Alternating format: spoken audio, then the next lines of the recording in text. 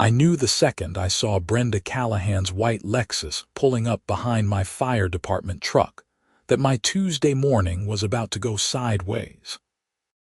I had just finished my shift at Station 19 in Boulder, Colorado, and had stopped at my townhouse in the Meadowbrook Heights community to grab a quick shower before heading to my second job at the hardware store. It was February, and the morning air was crisp enough to see my breath. I had parked the truck in my designated spot, same as I always did when I brought it home on rotation days.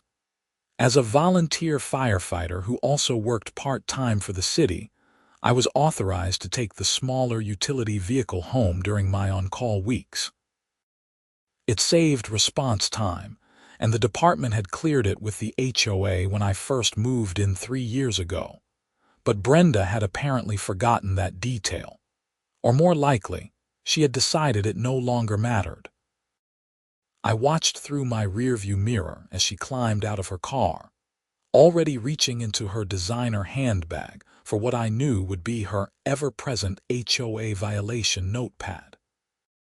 She was wearing one of her typical outfits, a cream-colored pantsuit that probably cost more than my monthly mortgage payment, and her blonde hair was styled in that specific way that screamed, "I want to speak to your manager," from 100 yards away. Isaac Falsworth. She called out, her voice sharp enough to cut glass. "I need to speak with you immediately." I took a deep breath, grabbed my work bag from the passenger seat, and stepped out of the truck. "Morning, Brenda. What can I do for you?" She marched up to me, her heels clicking on the asphalt. "You know exactly what this is about. That vehicle." She gestured dramatically at the fire department truck as if it were a rusty pickup with a lawn mower in the back. "It's a commercial vehicle, and according to Section 4.7 of the HOA bylaws, no commercial vehicles are permitted in resident parking spaces." "Brenda, we've been through this before. The fire department cleared this with the board when I moved in. I have the paperwork." "That was under the previous board administration," she said, waving her hand dismissively. "I've been president for 6 months now, and I'm enforcing the rules as written. No exceptions." I felt my jaw tighten. Brenda had been making life difficult for half the neighborhood since she took over as HOA president. Last month, she had fined the Johnsons $300 because their trash cans were visible from the street for 20 minutes past collection time. The month before that, she had tried to force Mrs. Chen to remove her vegetable garden because it wasn't aesthetically consistent with community standards. "The truck is here for emergency response purposes," I explained, keeping my voice level. "When I'm on call, every minute counts." The department and the previous board understood that. "Well, the previous board isn't in charge anymore, and I don't care what arrangement you think you had. Either you remove this vehicle from community property, or I'll have it towed and fine you $500 for the violation." She pulled out her phone and started taking pictures of the truck. "You can't be serious." "I'm completely serious, and while we're at it, what's all that equipment in the back?" I glanced at the truck bed, where I had secured my department-issued ice scraper set along with some other emergency gear. The ice scraper set was actually a pretty comprehensive kit, including several heavy-duty scrapers, de-icing tools, and emergency window breakers that we used for vehicle extractions during winter accidents. Colorado winters could be brutal, and ice-related accidents were common enough that we kept these kits in all our vehicles. "That's department property," I said. "Emergency equipment." Brenda's eyes had locked onto the ice scrapers, and I saw something shift in her expression. It was that look I had seen before, the one that said she had decided she wanted something and was already formulating a plan to get it. "Those are quite nice," she said, her tone shifting from accusatory to calculating. "I could use a good ice scraper. Mine broke last week. They're not for sale." They belong to the fire department. I'm not asking to buy them, she said, and I felt a cold sense of dread settle in my stomach. I'm invoking HOA authority.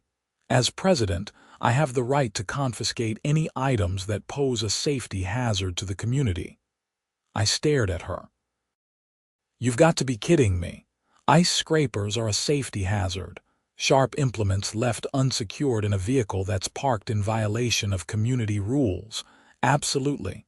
Someone could get hurt. A child could grab one. She reached toward the truck bed. I stepped between her and the truck. Brenda, those are property of the Boulder Fire Department. You can't just take them. According to Section 8.3 of the bylaws, the HOA board has authority over all items on community property that could present a liability concern. I'm exercising that authority. She pulled out her phone again. I'm documenting this. Either you hand over those scrapers for community safety evaluation, or I'm calling a violation hearing, and you'll be facing a $1,000 fine plus the cost of towing that monstrosity. I couldn't believe what I was hearing.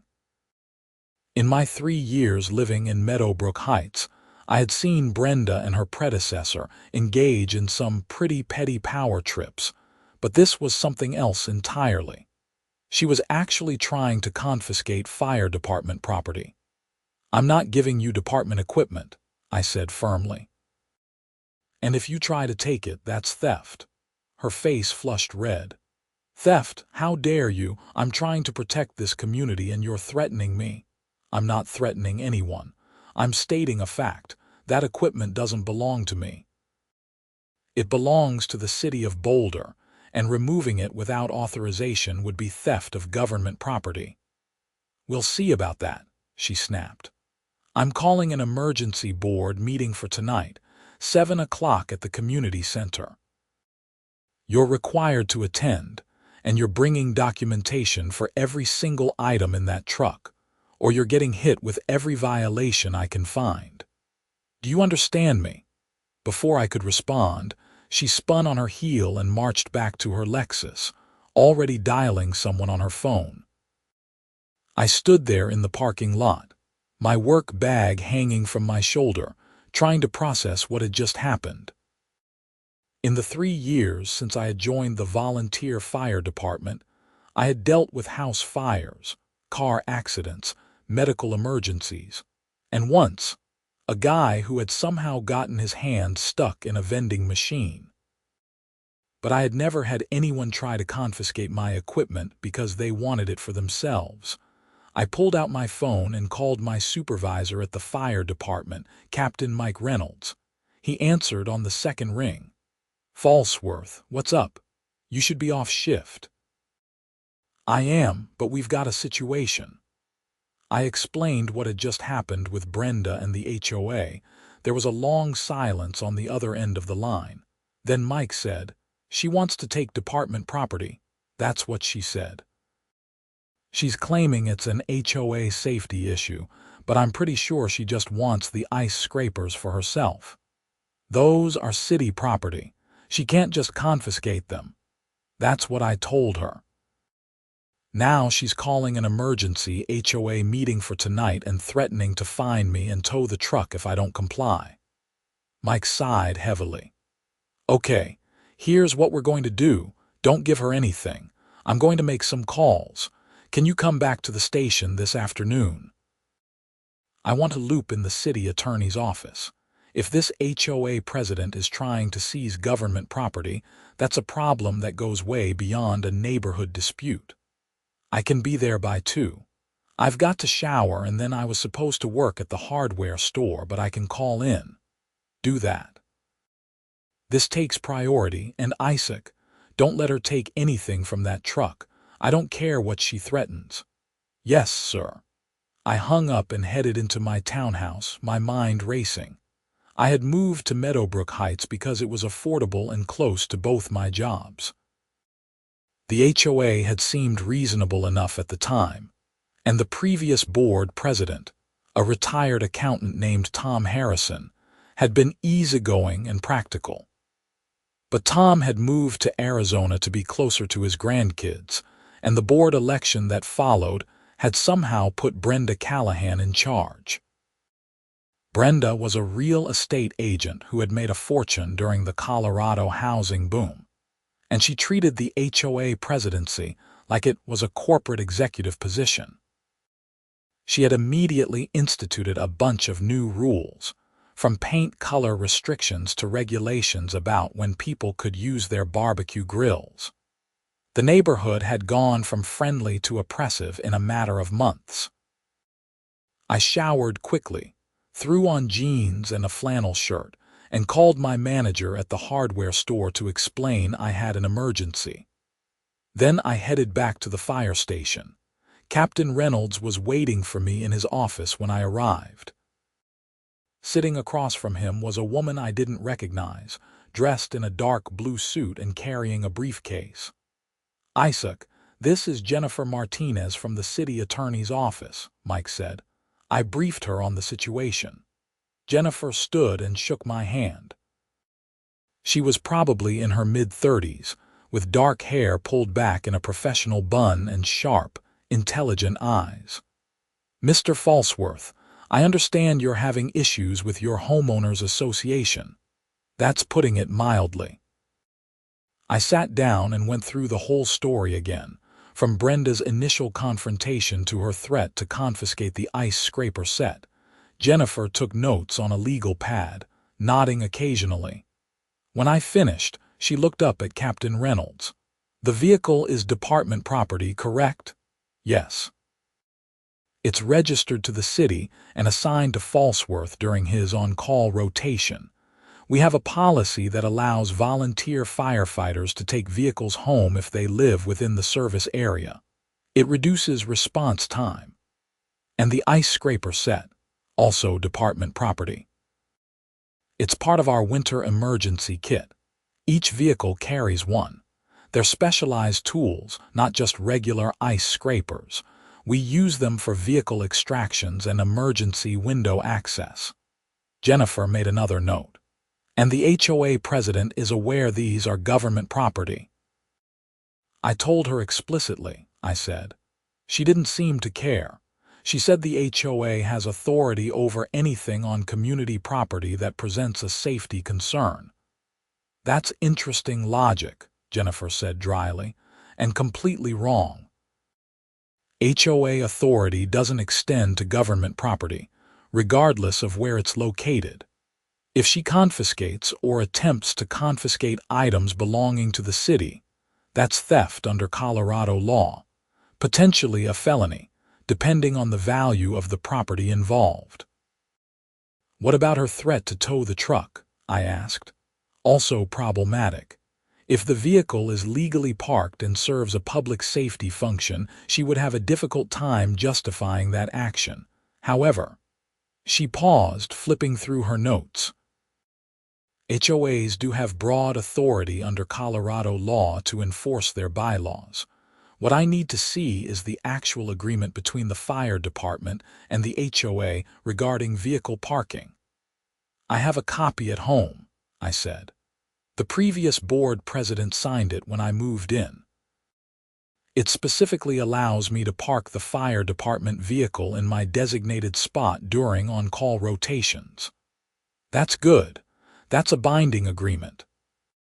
Even with new board leadership, they can't unilaterally void it without going through proper channels, which would include notifying you and giving you an opportunity to contest the change.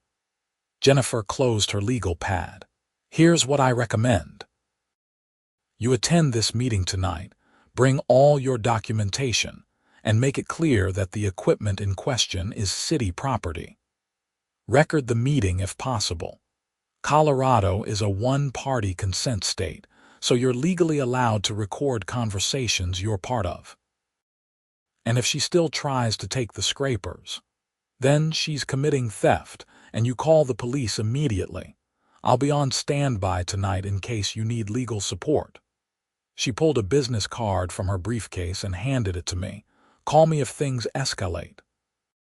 I took the card, feeling slightly more confident. "Thank you. One more thing," Jennifer said.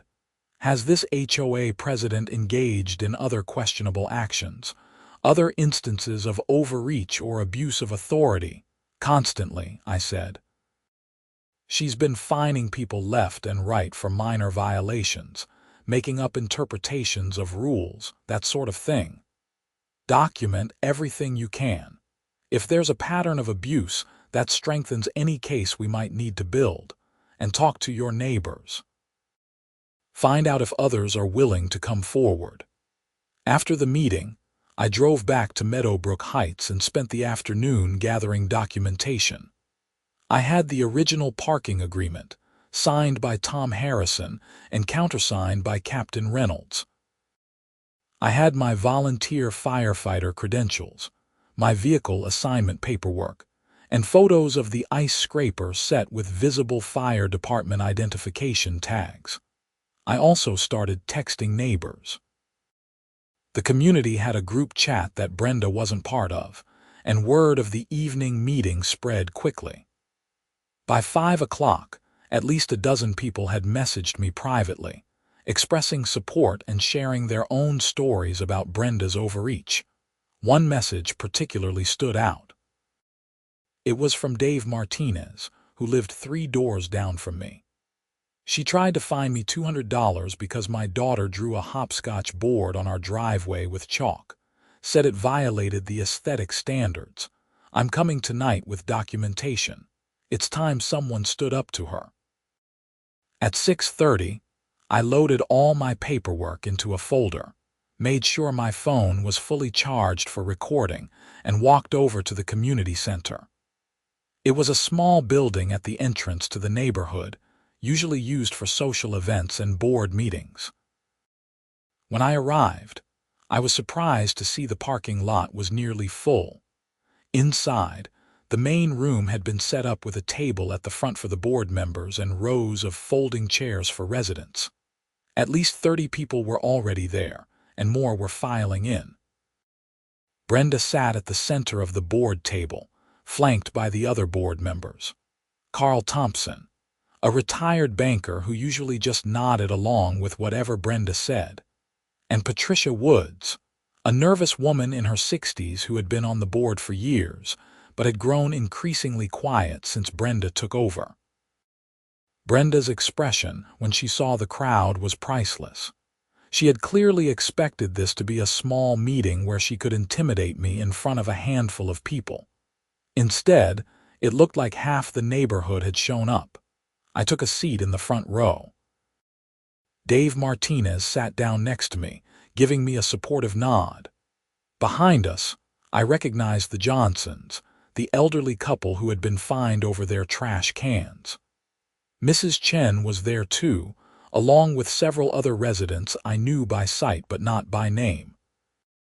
At 7 o'clock sharp, Brenda called the meeting to order by banging a gavel on the table. She had an actual gavel. I had never seen her use it before, and something about it struck me as absurd.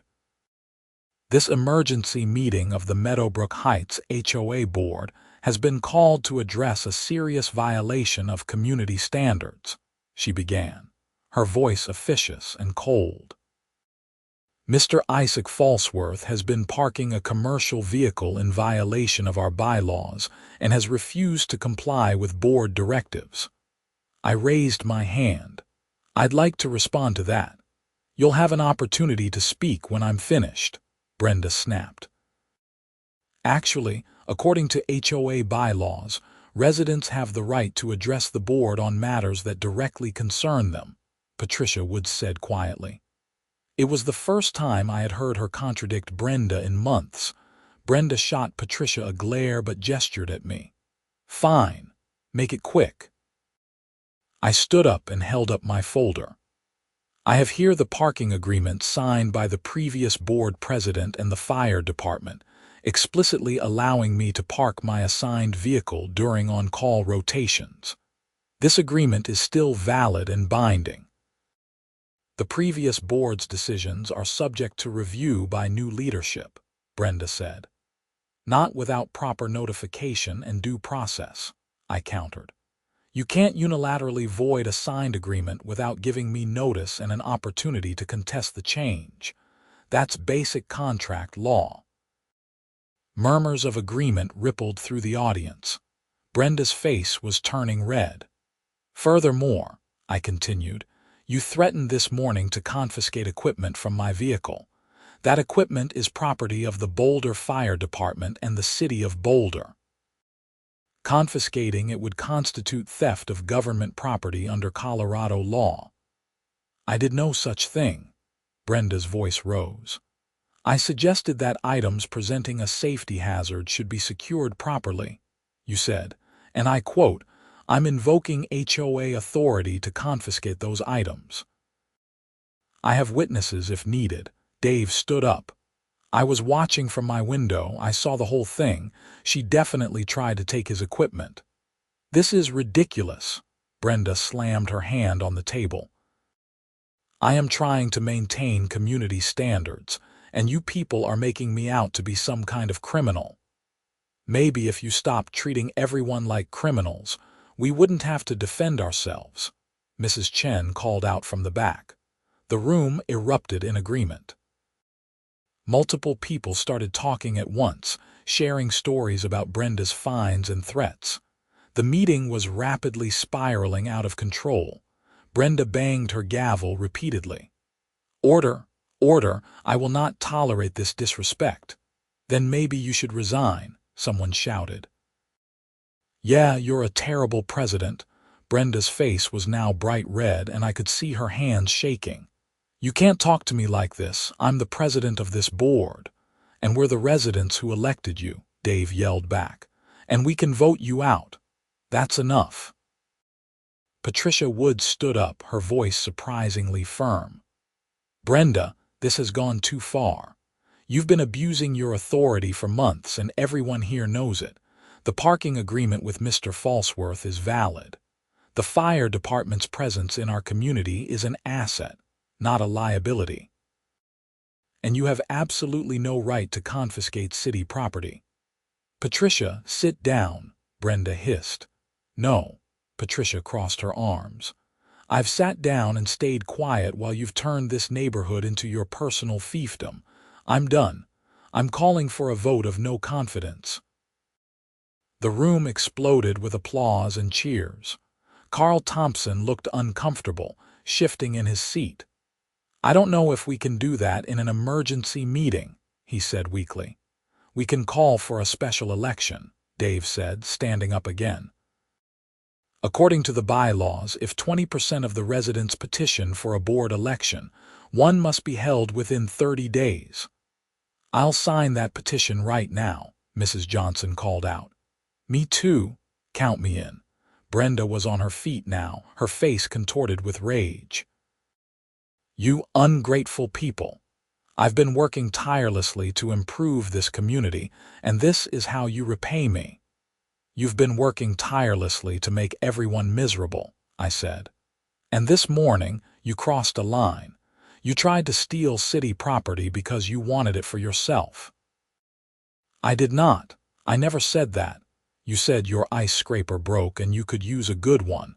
Then you immediately tried to confiscate mine. The connection isn't hard to make." "How dare you?" Brenda grabbed her purse from the table. "I don't have to listen to these false accusations. You people are going to regret this." She stormed toward the door, but I stepped into her path. "Actually, Brenda, we're not done. I need a formal statement from the board about the parking agreement and your attempt to confiscate department property. Get out of my way." "Not until we resolve this. You threatened me with fines and towing. I need that threat rescinded in writing right now." "Or what?" She glared up at me, and I could see genuine hatred in her eyes.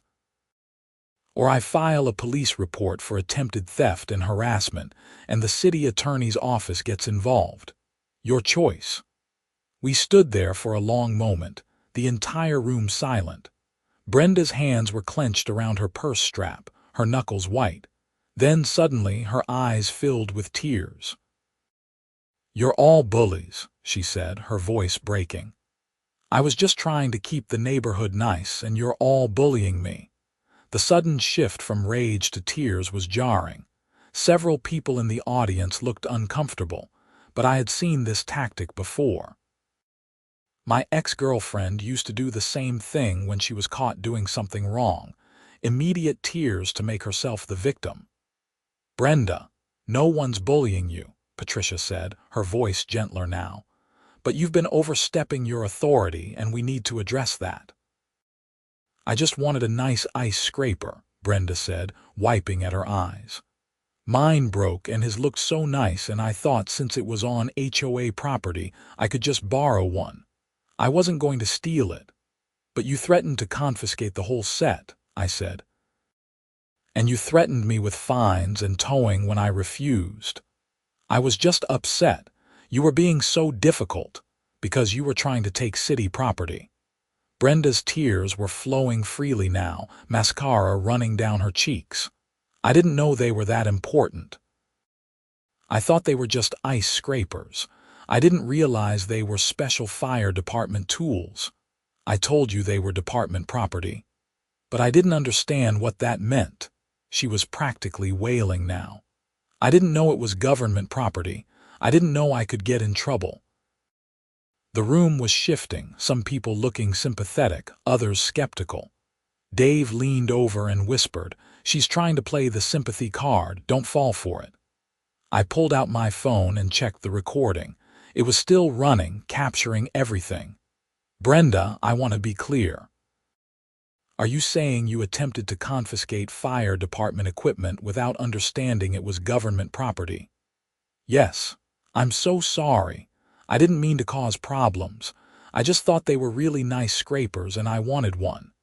She fumbled in her purse for a tissue. "But you did understand that they belonged to the fire department. I told you that multiple times." "I know, but I thought you were just being difficult. I thought maybe you were exaggerating to avoid HOA rules." Carl Thompson finally spoke up. "Brenda, did you really try to take city property?" "I didn't try to take it. I just wanted to look at it, to see if it was really as special as he was claiming." Fresh tears spilled down her face. "Now everyone's going to think I'm a thief. My reputation is ruined." "Maybe you should have thought about that before threatening to confiscate things that don't belong to you," Mrs. Chen said dryly. Brenda spun to face the crowd, her expression desperate. "I was just trying to do my job. The bylaws say I can remove safety hazards. I was following the rules." "Ice scrapers aren't safety hazards," I said. "And even if they were, you don't have authority over city property. That's not a gray area. That's basic law." "I didn't know." She was sobbing now. "I'm sorry. I'm so sorry. I was just trying to be a good HOA president." Patricia walked around the table and put a hand on Brenda's shoulder. "Brenda, I think you need to resign. This has gotten out of hand." "No, I can't resign. This is all I have." Brenda's sobs intensified. "My kids don't talk to me anymore. My ex-husband remarried, and the HOA is the only thing that makes me feel important. Please don't take this away from me." The room had gone completely quiet. This was getting uncomfortable fast. Whatever anger I had felt was being replaced by a mixture of pity and concern. Brenda was clearly dealing with issues that went way beyond HOA politics. "Brenda," I said carefully, "I'm not trying to take anything away from you. But you did threaten me, and you did try to confiscate city property. Those are serious issues that need to be addressed." "I know," she whispered. "I know I messed up. I always mess up. That's why my family doesn't talk to me anymore." She looked up at me, her eyes red and puffy. "Are you going to press charges?" I glanced at Patricia, who looked equally uncertain. This whole situation had taken a turn I hadn't expected. "That depends," I said finally. "I need that written statement rescinding your threats, and you need to formally acknowledge that the parking agreement stands and that you have no authority over department property." "I'll write anything you want," Brenda said quickly. "I'll write it right now. Just please don't call the police, please." She practically ran back to the table, grabbing a piece of paper and a pen. Her hands were shaking as she wrote, tears still streaming down her face. After a few minutes, she handed me the paper. It was barely legible, but it contained everything I had asked for: a retraction of her threats, acknowledgement of the parking agreement, and a statement that she had no authority over city property. "Is this okay?" she asked, her voice small and defeated. I read through it twice. "Yeah, this works. So you won't call the police?" I looked at her, this middle-aged woman who had gone from tyrannical HOA president to weeping mess in the span of an hour, and felt a complex mix of emotions. She had made my life difficult and she had crossed serious legal lines. But seeing her like this, broken and desperate, made it hard to feel anything but pity. "Not for this," I said. "But Brenda, you need help, professional help. This isn't healthy." She nodded, wiping at her face. I know I need therapy. My doctor's been telling me for months." She looked around at the crowd of neighbors, all staring at her. "I'm sorry to all of you. I've been awful. I know I have. I just felt so powerless in my real life, and the HOA was the one place where I had control, and I took it too far. Way too far." "Yeah, you did," Dave said, but his voice wasn't angry anymore. $300 for trash cans, Brenda. That was ridiculous." "I'll refund it," she said immediately. "I'll refund all the fines I issued, all of them. I'll write the checks tomorrow." "And the petition for a new election?" Patricia asked gently. Brenda's face crumpled again. "I'll resign, tonight, right now. You don't need to petition anything." "I'll step down." She looked at Patricia. "You should be president. You actually care about people." The room stayed quiet as Brenda wrote out a formal resignation letter on another piece of paper. When she finished, she handed it to Patricia, then gathered her things. She looked at me one more time. "I really am sorry about the scrapers. I didn't understand what I was doing." "I believe you," I said, and I meant it. She walked out of the community center, and we all watched her get into her Lexus and drive away. For a moment, no one said anything. Then Mrs. Johnson spoke up. "Well, that was quite a show. Is anyone else feeling really awkward right now?" Dave asked. Several people laughed, breaking the tension. Patricia looked down at the resignation letter, shaking her head. "I never wanted to be president." "You'll be better at it than she was," Mrs. Chen said. "That's a pretty low bar, but still." The meeting officially ended about 20 minutes later, with Patricia agreeing to serve as interim president until a proper election could be held.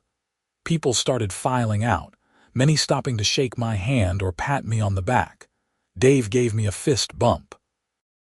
"That was intense, man, but you handled it well." "I'm not sure I handled anything," I said. "That went in a direction I never expected." "She needed that breakdown," Mrs. Chen said, walking up to join us. "She's been spiraling for months. Maybe now she'll actually get help." I drove home that night feeling drained. The whole confrontation had left me emotionally exhausted. I called Captain Reynolds to update him on what had happened. So she broke down crying and admitted she tried to take the scrapers. Mike sounded incredulous. "Pretty much." "I got it all on recording and I have her written retraction. I don't think she'll be causing any more problems." "Good. Keep that documentation somewhere safe, just in case. And Isaac, good job not escalating things. I know it would have been easy to go scorched earth on her." After hanging up, I sat in my living room for a while, thinking about everything that had happened. Brenda had been a nightmare HOA president, but seeing her break down like that had humanized her in a way I hadn't expected. She was someone dealing with personal pain who had used the small power of an HOA presidency to feel in control of something. It didn't excuse her behavior, but it explained it. My phone buzzed with a text from Jennifer Martinez, the city attorney. "Heard how the meeting went. Well handled. Let me know if there are any further issues." I texted back a thank you and finally allowed myself to relax. The immediate crisis was over. The parking agreement was secured, the ice scraper set was safe, and Brenda was no longer in a position to abuse her authority. But the story wasn't quite over yet. 2 days later, I was working my shift at the hardware store when my phone rang. It was Patricia Woods. "Isaac, I'm sorry to bother you at work, but we have a situation. Can you talk?" "Yeah, give me a sec." I stepped into the back room. "What's going on?" "Brenda's been arrested." I felt my stomach drop.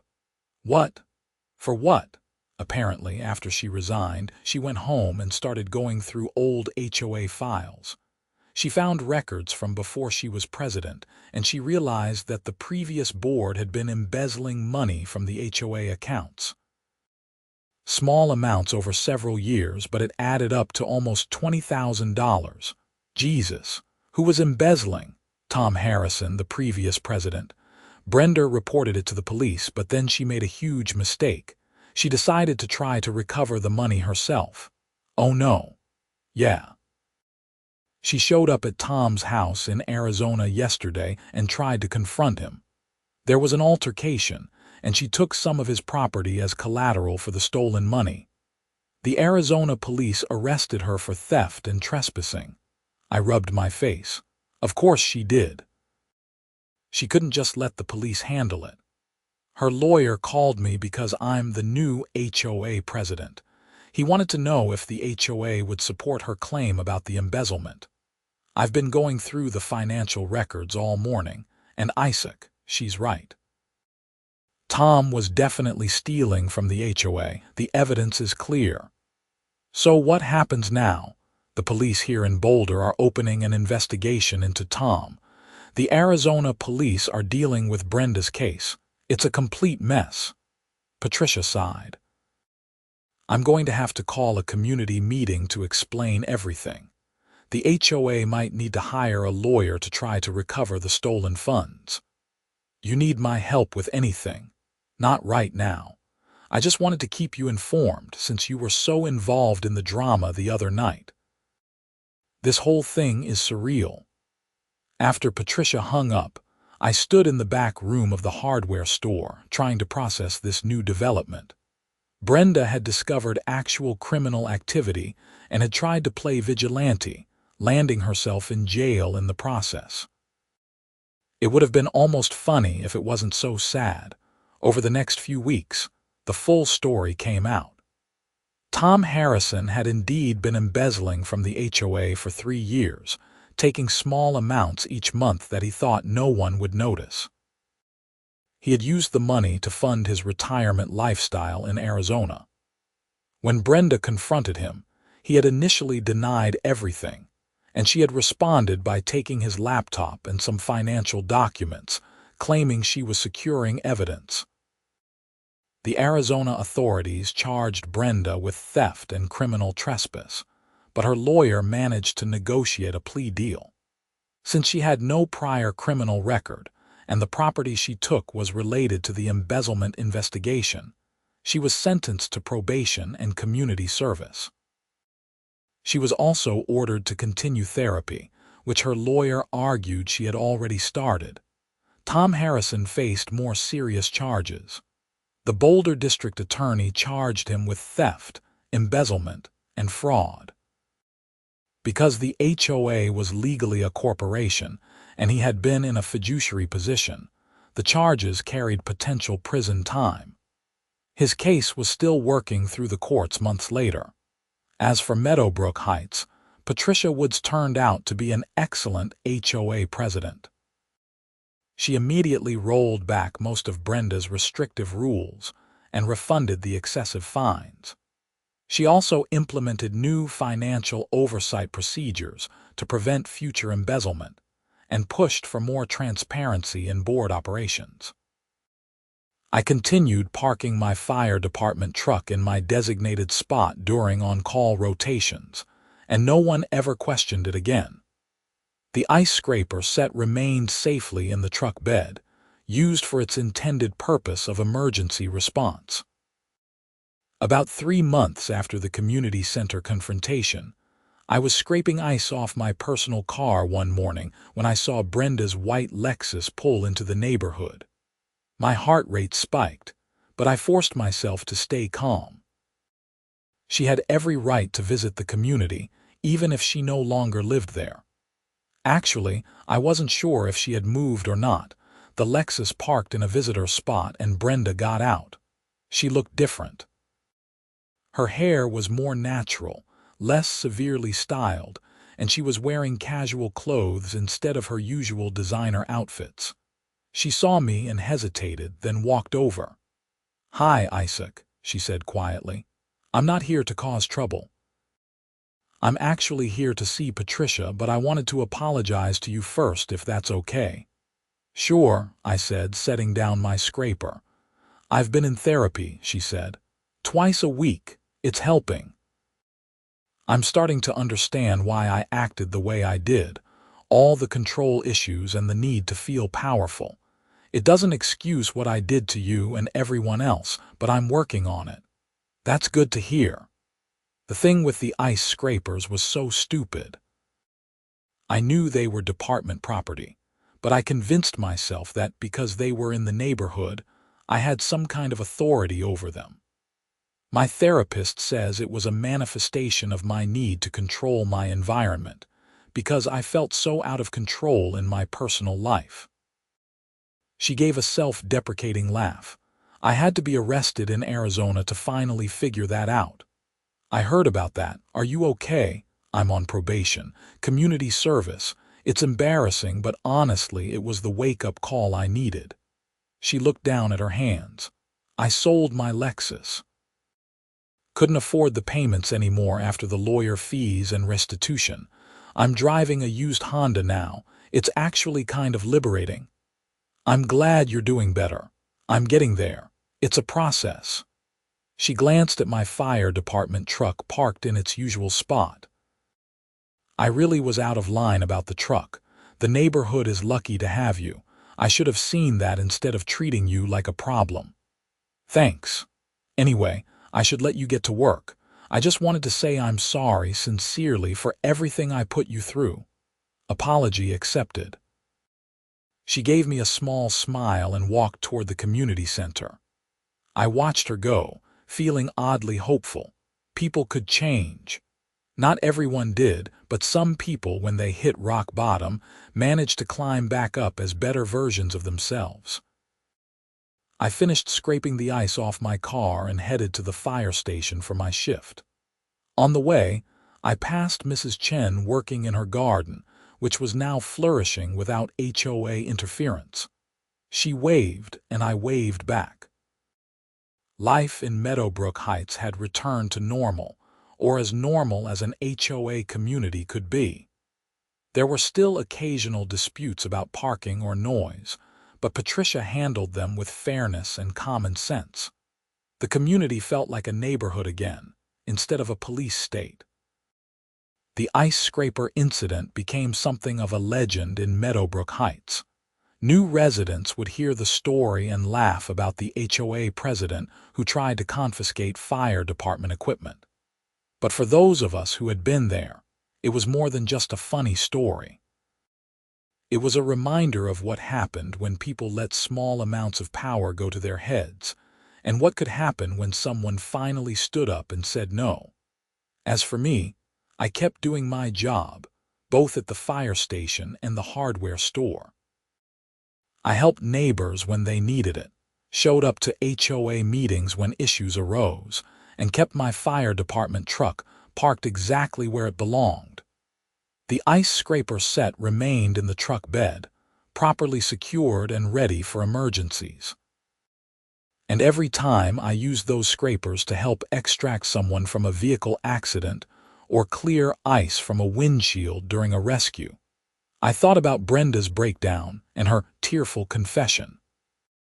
She had wanted them because they looked nice, because her own scraper had broken, because she felt entitled to take what she wanted from people she had power over.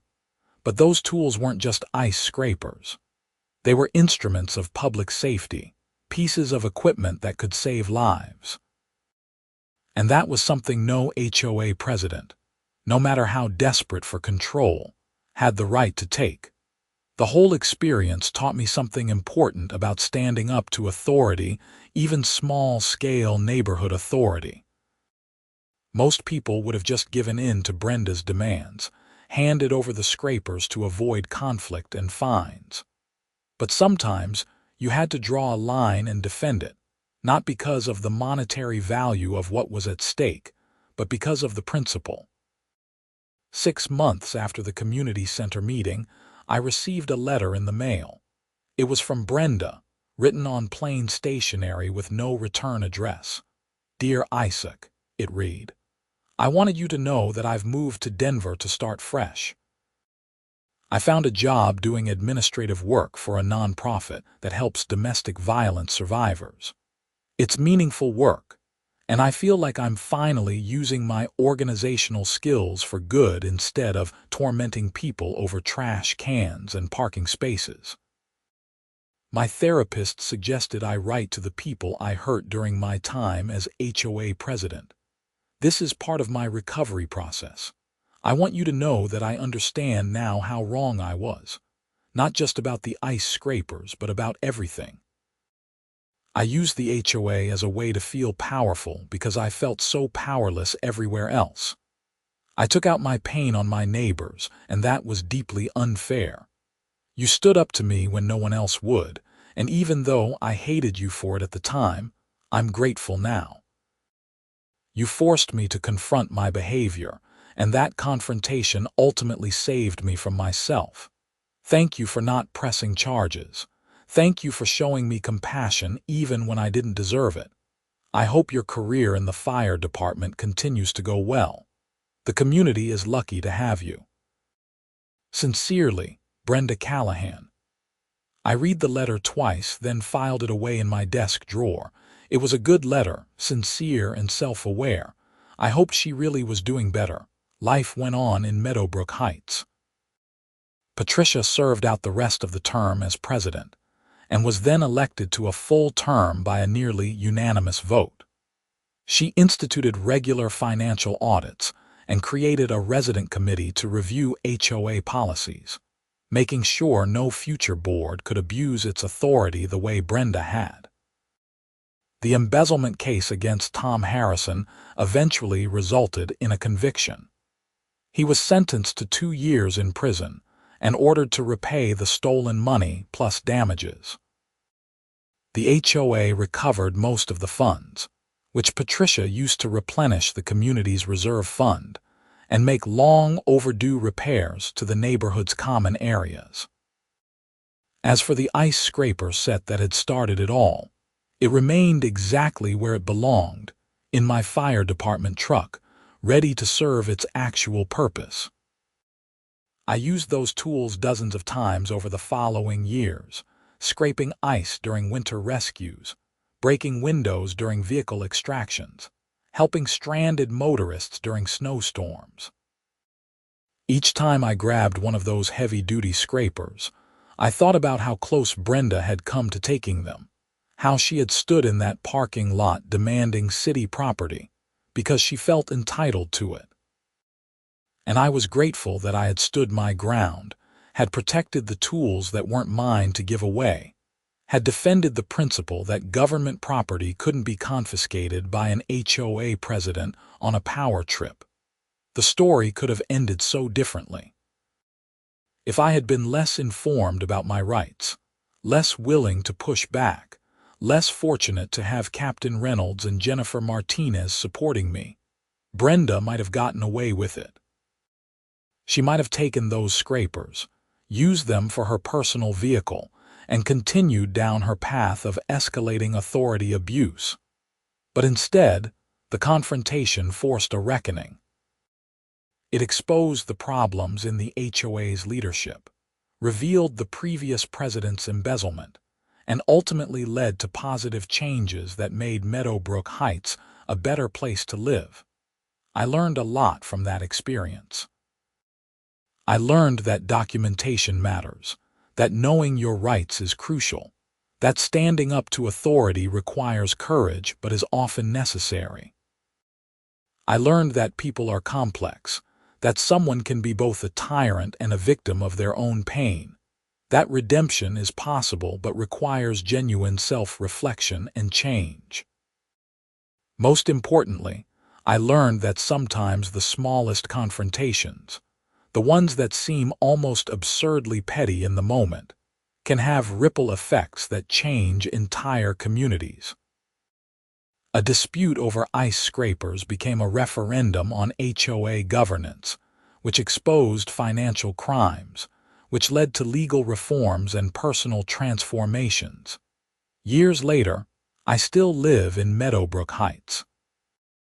I'm no longer a volunteer firefighter, having transitioned to full-time work with the department, but I still keep in touch with neighbors from those early days. We occasionally reminisce about the Brenda era, usually with a mixture of amusement and relief that those days are over. Dave Martinez and I became good friends. We have barbecues in the summer, and I help him with home improvement projects. Mrs. Chen still maintains her garden, which has expanded to take up most of her yard and provides vegetables for half the neighborhood.